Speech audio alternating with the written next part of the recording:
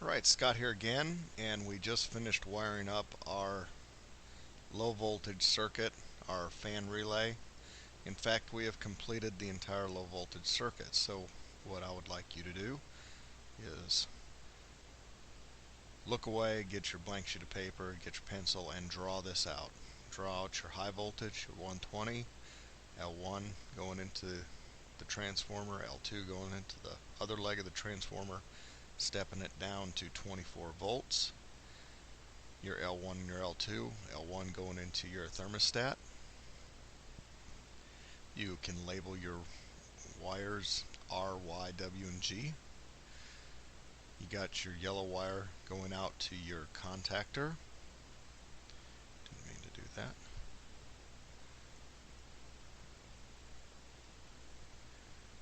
L1 to switch, switch to load, load back to L2. You have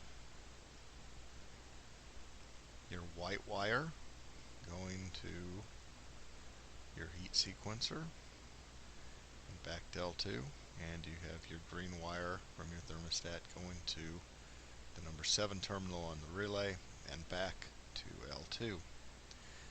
Now you've successfully done the low voltage circuit. Draw it out a few times, make sure that you have that down. Now let's wire in your high voltage. These terminal blocks are your high voltage. Your energized line is your 120 volts here. Your neutral line, or your L2, is here. And we're going to first wire up the outdoor condenser. So we're going to run, let's say, a black line from here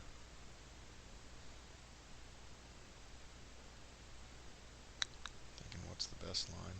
Yeah, you can run a black line from here to here. Energized line.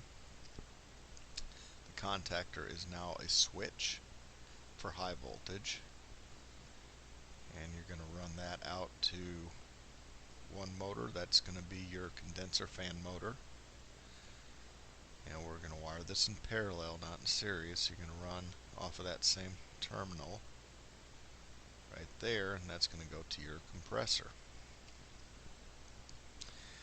So L1 to switch, switch to load, and load back to L2. Let our L2 be on the blue. Now we're going to go ahead and run it back through the contactor, because that's the way it is normally in the field, but it doesn't have to be.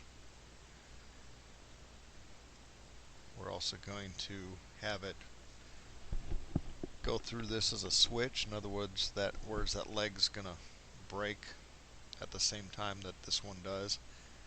If you had another contactor that would be solid, sometimes you have contactors that are solid right here, so that leg does not close, it always stays energized. We call that a dead man. We will continue to run this back to L2. But it would work if you just ran it straight back.